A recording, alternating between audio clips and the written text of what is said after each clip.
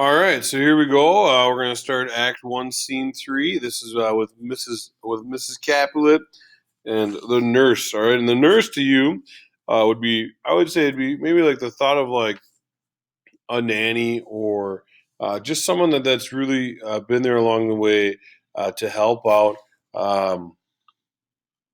Juliet as she grows along. And so, so we call it like an additional mom or whatever. I don't know what you want to call it, but just someone there that's around, and it's the nurse. All right, so it's kind of Juliet's confidant. Her person that's been with her besides her mother throughout it all.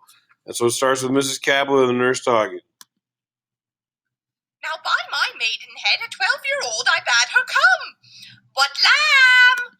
All right, looks like I missed the first part. Mrs. Cabot said, "Nurse, where's my daughter? Call her forth to me." And the nurse says, "Now by my maidenhead, a 12-year-old, I bade her come. What lamb, what ladybird? God forbid, where's that girl? Where's Juliet?" And here we go. What ladybird? God forbid, where's this girl? What Juliet? How now? Who called? So now we have Juliet. She's arrived. She's like, "What's going on?" Your mother. Madam, I am here. What is your will? This is the matter. Nurse, give leave a while. We must talk in secret.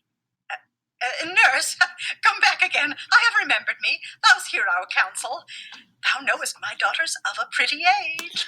All right, so Mrs. Cabot says, "Nurse, leave us alone. We want to talk about something." But then she invites the nurse back because she's part of the family. And we know that Juliet is 13 years old right now. Faith, I can tell her age unto an hour. She's not 14. I'll lay 14 of my teeth. And yet, to my teen be it spoken, I have but 4. She is not 14.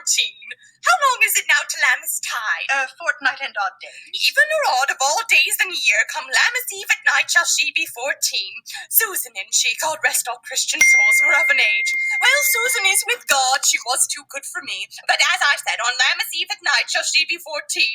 That shall she, Mary, I remember it well. 'Tis since the earthquake, now 11 years, and she was weaned. I never shall forget it. Of all the days of the year, upon that day, for I had then laid wormwood to my dog, sitting in the sun under the dove house wall, my lord and you within it mantua. Nay, I do bear a brain. But as I said, when it did taste the wormwood on the nipple of my dog, and felt it bitter, pretty fool, to see it tetchy and fall out with the dog. Shake, quoth the dove house, 'twas no need, I trow, to bid me trudge. And since that time it is 11 years, for then she could stand alone. Nay, by the rood, she could have run and waddled all about, for even the day before she broke her brow, and then my husband, God be with his soul, he was a merry man, took up the child. Yea, quoth he, dost thou fall upon thy face? Thou wilt fall backward when thou hast more wit, wilt thou not, Jewel? And by my holidom, the pretty wretch left crying, and said, to see now how a jest shall come about. I warrant that I should live 1,000 years, I never should forget it. Wilt thou not, Jewel, quoth he, and pretty fool, it stinted and said, I. All right, well, I'm not going to go into that, but that would be a little bit of comedy, I guess, for some people. I find it a little bit more disturbing, but whatever. To each their own, right? Ooh, look at this. We have some shampoo up here. If you're looking at some Aveda shampoo. Ooh, composition oil. Even better. Continuing on. This, I pray thee, hold thy peace. Yet I cannot choose but laugh to think it should leave crying and say, And yet I warrant it had upon its brow a bump as big as a young cockerel stone, a parlous knock, and it cried bitterly. Yea, quoth my husband, fall'st upon thy face. Thou wilt fall backward when thou comest to age, wilt thou not, Jewel? It stinted and said, And stint thou too, I pray thee, nurse, say I. Peace, I have done. God mark thee to his grace, thou wast the prettiest babe that e'er I nursed, and I might live to see thee married once. I have my wish. Mary, that Mary is the very theme I came to talk of. Tell me, daughter Juliet, how stands your disposition to be married? It is an honor that I dream not of. All right, so they asked Juliet, "What are your thoughts on marriage?" Plain and simple, she says, "It's an honor I dream not of. I'm not interested in getting married right now." Honor! Were not I thine only nurse, I would say thou hadst sucked wisdom from thy teat. Well, think of marriage now. Younger than you here in Verona, ladies of esteem are made already mothers. By my count, I was your mother much upon these years that you are now a maid. Thus then, in brief, the valiant Paris seeks you for his love. A man, young lady, such a man as all the world. Why, he's a man of wax. Verona's summer hath not such a flower. Nay, he's a flower, in faith, a very flower. What say you? Can you love the gentleman? This night you shall behold him at our feast. Read o'er the volume of young Paris' face, and find delight writ there with beauty's pen. Examine every myriad lineament, and see how one another lends content, and what obscured in this fair volume lies, find written in the margins of his eyes. This precious book of love, this unbound lover, to beautify him only lacks a cover. The fish lives in the sea, and 'tis much pride for fair without, the fair within, to hide.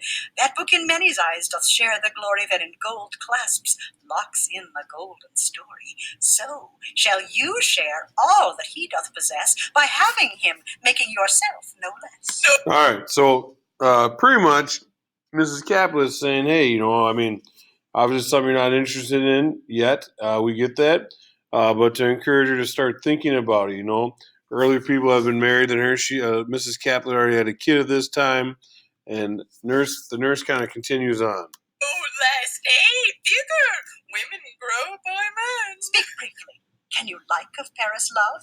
I'll look to like if looking liking move, but no more deep lie and dart mine eye than your consent gives strength to make it fly. So she listens to her mom here. She says, yeah, I'll try and look at him, at least if what I see is likable.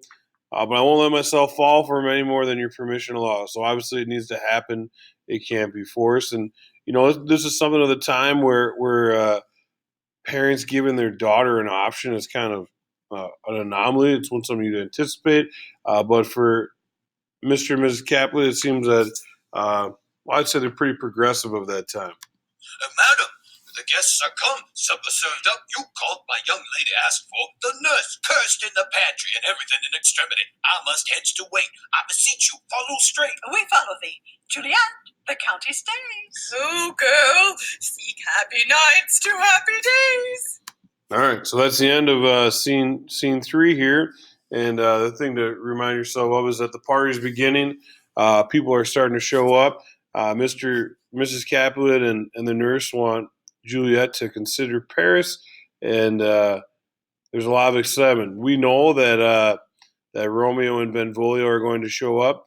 Obviously, none of the Capulets know that, so we definitely have some dramatic irony here. We know more than the characters do, and that puts us at the end of scene 3.